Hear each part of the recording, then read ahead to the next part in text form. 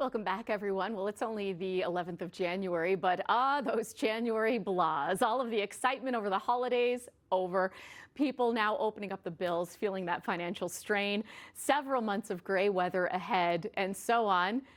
But it's not all that sad. Here to talk about that and the light at the end of the tunnel is Dr. Janine Hubbard. Welcome once again this evening. Thanks so much. So we know about the January blahs, and I think everyone starts to feel it this time of year. It's maybe like this cortisol spike and then release and the change. And then living in Newfoundland and Labrador, we've got to deal with the frigid weather and the grayness. So what are the January blahs? Well, I mean, as you sort of said, it's a very normal thing for all of us to be feeling this year. Add on the fact that I think half of us were sick at some point in the month of December. I'm still working on that croaky voice and cough. That's going to take the good out of you. In fact, we know that this is such a rough time of year. The 15th of January, or the third Monday in the month, was nicknamed Blue January, right. Supposedly the most depressing day of the year. It's actually not. It was a marketing tool designed to sell tropical vacations, but people bought into it because it validated how they were feeling. So you are not alone in your current feelings, and hopefully we can talk about some things you can do about it. Yeah, I wonder if they're going to start making Blue January greeting cards as part of this marketing ploy.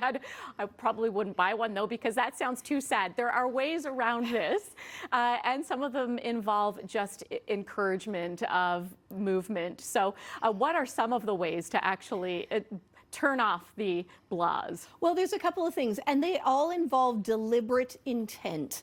Now, there are some people, and I think you're amongst them, who really enjoy winter sports and being outside, though even that can be challenging.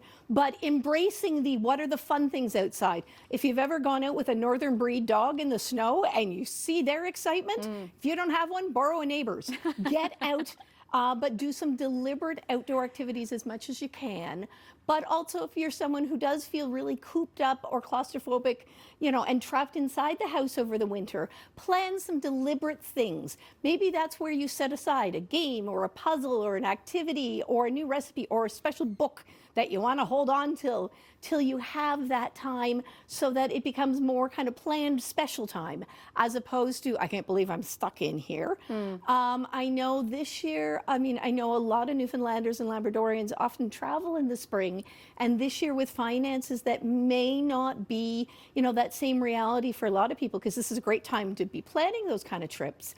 I would suggest, if you like travel, don't look at the trips that you might have done or those that are just slightly out of reach.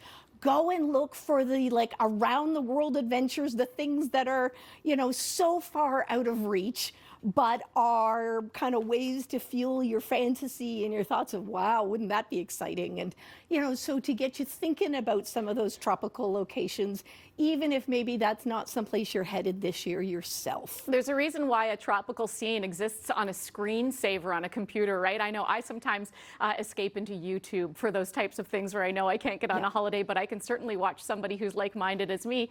I'm a skier. I like watching ski videos, those types of things. It could be a puzzle at home, right? It doesn't necessarily have to be a get on a plane or on the ferry and go. No, but it's making it deliberate. So as opposed to, I'm stuck doing this, it's I'm excited because I have set this aside as a plan, and it's a deliberate plan. All things to consider. Dr. Janine Hubbard, thanks once again for this evening's conversation. Thanks, Jody. Bounce on with poise protection in a fresh